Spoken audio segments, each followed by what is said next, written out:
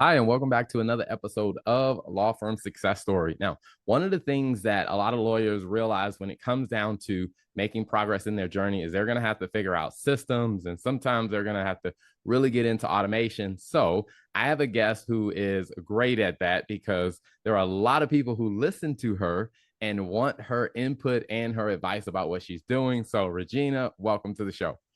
Thank you so much for having me.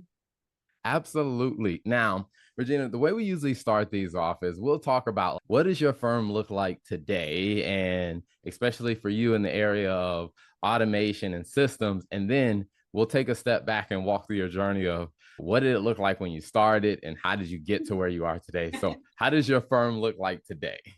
Today, I have a very small, streamlined firm. So I just have an office manager who works 31 hours a week, but she pretty much does the work of three paralegals, and I hope she never leaves. And I have a part-time assistant, which is actually her daughter. So I'm trained her as a legal assistant, and she works about 15 to 20 hours a week. And that's it. It's just me. So I've had a much larger firm before. There's a million reasons why I failed ridiculously at that, but I really do love doing legal work. So there's plenty of attorneys that kind of want to be the CEO of their firm and have other attorneys do the work. I may get to that place someday. Right now, I just really love doing the legal work. So I like having the small firm, but that's why we need systems to help automate and get things done, because I don't want to do a lot of the administrative busy work that really can do itself, particularly since I'm flat fee, which makes me unique in family law litigation. So we're a really small firm. We definitely rely on tech and automations and systems and workflows to move things along in the system quickly and push information out to our clients quickly, which I really think they appreciate. Awesome. Yeah, that's pretty amazing because you don't really hear too many lawyers being very comfortable accepting the fact that, hey, you know what? Here's what I want my firm to look like. Because I'm curious for you, like, how did you get to that point of just accepting the fact that, you know what? I really don't want a bigger law firm at this point. What was that like for you? Oh gosh, I felt like I was running a daycare. I guess at my peak, I only had about 10 employees, but it would get so clicky. And I just really didn't want to deal with drama. And I will fully admit I'm probably not a great manager because I'm not a huge people person. I don't really like, I'm not extroverted. I don't really like being in the office and dealing with it. I would just, can y'all just figure this out? So I'll admit, maybe it's my personality type. I just wasn't good at managing all of those people and all of those issues. And it would just frustrate me to no end when I'd be in court trying to try a case and someone would email me that their printer didn't work. Like, we have 8 printers in the office. You not troubleshoot that yourself or like walk 10 steps to another printer.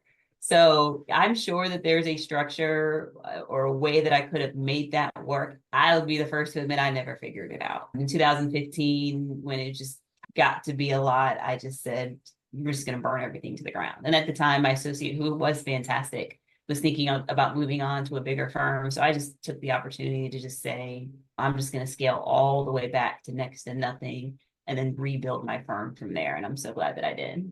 I love that because a lot of people that I've talked to would think about if their firm shrunk, they would see it as we're moving in the wrong direction or this Yep. this isn't what success looks like. So I love the fact that you figured that out. Now, you also mentioned that process of like, figuring out systems and even implementing automation. So that's not something that every lawyer learns in law school. So how did you start learning and figuring We that piece learned out? none of the things in law school. So I went to Tulane, which is a great school. I learned a lot of law, but I didn't learn how to be a lawyer. So I have a lot of friends that either went to Georgia State or teach at Georgia State. And Georgia State is a fantastic law school because they teach you how to be a lawyer. They have actual practical classes on being a lawyer, how to deal with clients, all of those things. And Georgia State used to be considered second tier to UGA, Emory, in terms of prestige, et cetera, or whatever. It definitely costs a lot less, but their bar passage rate with rivals those more expensive schools. Anyway, long story short, I wish more law schools did that because they are actually teaching lawyers how to be lawyers. And I had to learn on the fly, and that is not recommended. Thankfully, no clients were harmed in this process. I really wish law schools taught it more. And I've had to teach myself. And then over the years, I just read a bunch of books, did some CLEs. but there just weren't a lot of people in that space, in that coaching space of how to use systems, et cetera, when I first started. So I started my own firm in 2005. So there just weren't a lot of resources out there. And obviously, since I've gone along, there have been a lot more, and hopefully I can be a resource for somebody else. But people do sometimes look at it as going backwards if you scale down. I didn't look at it that way. I looked at it as this is just what works for me.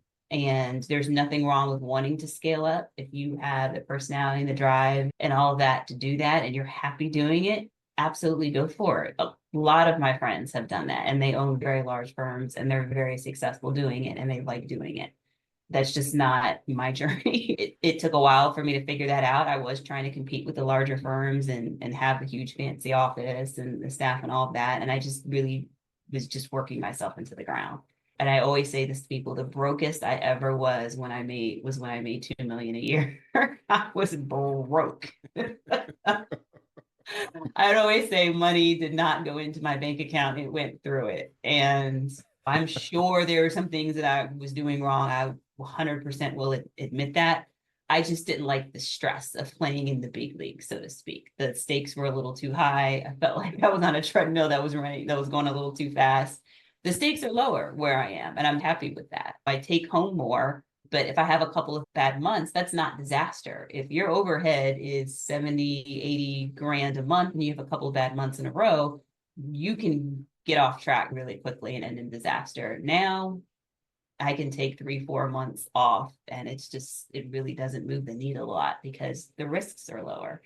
That means the rewards are lower too. People have different tolerances, and I probably am never going to be exceedingly wealthy, and I'm okay with that. Awesome. I love how everyone just really finds their lane that they want to run in, and they just enjoy running in that lane Mm-hmm. and all the joy that comes with that. So I also want to talk a little bit before we wrap up about Lawyers on the Beach, an amazing community that when I go to conferences, I hear people talk about Lawyers on the Beach. When I meet with different lawyers, I hear them talking about, I see the posts. So tell us a little bit about the Lawyers on the Beach community, just the awesome things that you're doing there and just how that came about. So Lawyer on the Beach started in 2019 in the fall, where I was a member of other Facebook groups and they messaged me about how I was able to run a law firm in Georgia after I'd moved to Arizona and things about my systems, flat fees, et cetera. So I just created a group to answer those questions. And when people, it was like 5. So I thought, okay, it's going to be a cute little group of a couple hundred people and we'll share ideas, et cetera. And that is definitely how it started. And I was remote. My paralegal's been remote. I call her Snuffleupagus because some people don't believe that she exists, but I promise she does. But obviously COVID hit in March of 2020, and then a lot of attorneys that had never considered virtual lawyering all of a sudden, oh goodness, I need to figure this out in a short amount of time. So the group really exploded from there and it's got 13,000 members. So really the focus of the group is we talk about legal tech and flat fees and streamlining things, but also I try to focus on life work balance. I think attorneys have the second highest rate of suicide out of any profession. We're below dentists. That's it. And it shouldn't be like that. This should be our job. It shouldn't be our life. We shouldn't lose our lives for our profession. So that's what we promote. So we just share ideas. And honestly, I've learned so much from the group. All of the systems that I've used, almost all the systems that I've used, I've learned from other people in the group recommending them to me. So it's been amazing. So I'm super happy about the way our firm can be efficient. We strive for efficiency. And I think people look at systems and automation and they think it's impersonal. Everybody uses systems. It's just a matter of how much you're using them. No one is using pen and paper for everything. So everyone's got some level of systems. We just try to kick it up a notch to where we're automatically giving updates to our clients, not overwhelming them, but just giving them so much information about the status and the progress of their case that they don't feel necessary to ask what the status is because they already know. So that is our niche and our selling point with our firm. And that's a lot of the things that we talk about on the group as well. So we're trying to create a community of like-minded attorneys where we're trying to provide good legal services to our clients, but we're not trying to die doing it. We want to be able to have a life outside of the office. And the beach thing is obviously is just a metaphor. I think sometimes people take it a little bit too literally. And I actually don't even like the beach because I don't like dirt. But I like being at the ocean, looking at the ocean from the comfort of my balcony where there are snacks. But the point is, whatever your beach is, and you may be at the point of your career where your beach is, I want to be able to stop work at 3 so I can take my kid to soccer practice. That's fine. Everyone's going to have different levels. There are some people that are literally on a yacht traveling around the world while they lawyer. I'm not there either. I'm somewhere in the middle. Everyone has their own beach that you can find and create a firm that meets your lifestyle needs instead of the other way around. And that's just what we're trying to encourage. Awesome. I love it. Regina, thank you so much for coming on. Always great to share some more success stories and just hearing how people are figuring out how to run in their own lane. So thanks for coming on. You're welcome. Thank you. Thank you for tuning in to another episode of the Law Firm Success Story, sponsored by the T.L. Turner Group, where we focus on making accounting and finance simple so that you can focus on more success for your law firm. Follow us online and visit us at tlturnergroup.com/law firm success to see more episodes of the Law Firm Success Story.